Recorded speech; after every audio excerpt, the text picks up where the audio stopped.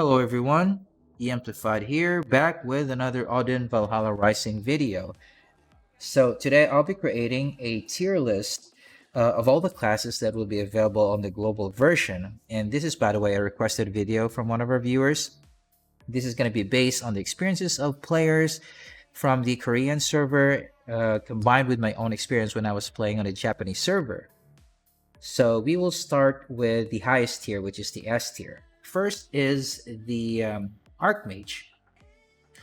So this is a great class when it comes to PvP and PvE because it has a very high range damage. It has an MP absorption skill, which is very useful in farming since you'll always run out of MP, especially when you're using high level skills. And I think you cannot buy MP potions in this game. So it's really important to have a great source of MP regeneration so you can always use melee skills.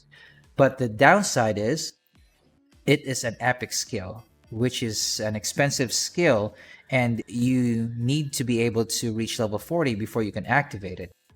So if you're planning to choose an Archmage, you need to rush to level 40 before you can be very effective, especially in farming. Next on the S tier is the Archer. So the Archer, same as the Archmage, is also a great class both in PvP and PvE because it also has a very high range damage, but compared to the Archmage, which has a great sustain when using a lot of skills because of its MP absorption skill, the Archer, on the other hand, has an HP absorption skill. So it may not have a great source of MP regeneration, but it has more survivability compared to the Archmage. And the HP absorption skill can be activated at an early level, and it's just a rare skill. That means it's not as expensive as the MP absorption skill of the Archmage, which is an epic skill. There is always a debate between the Archer or the Archmage of which class is the best class for farming. So I guess it would depend on your preference. If you choose the Archer, you would be able to farm at a high level map with high level mobs, which means more chances of you gaining more rare items because you have more survivability using your HP absorption skill.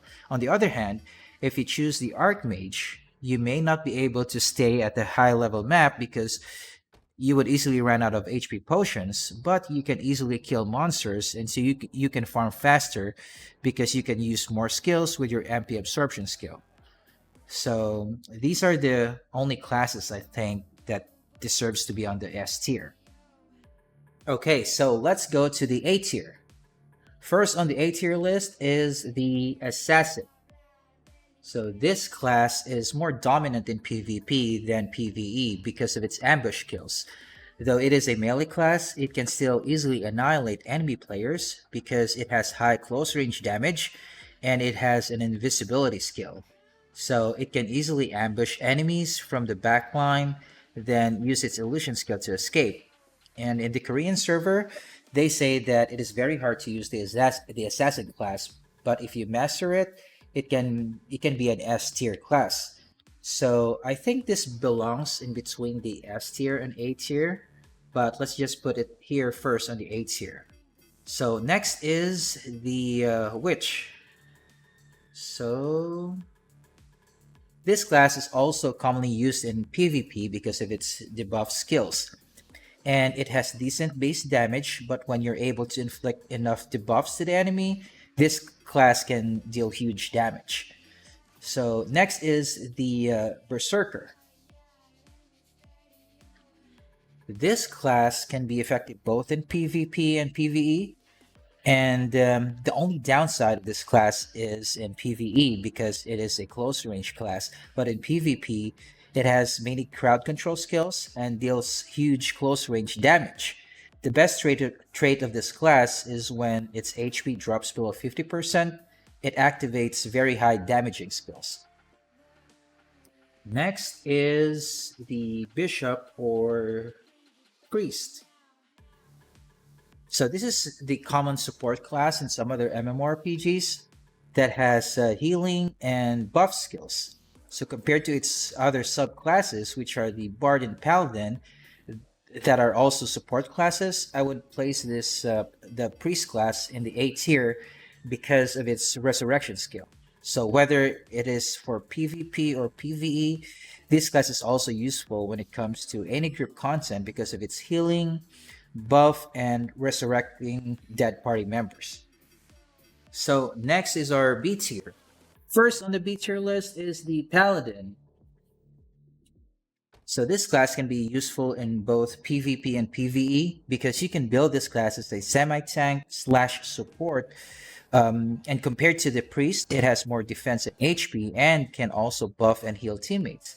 The downside is it cannot resurrect dead party members. Next is the Defender. So this is a typical tank class in some other MMORPGs that is always the main front line in both PvP and PvE.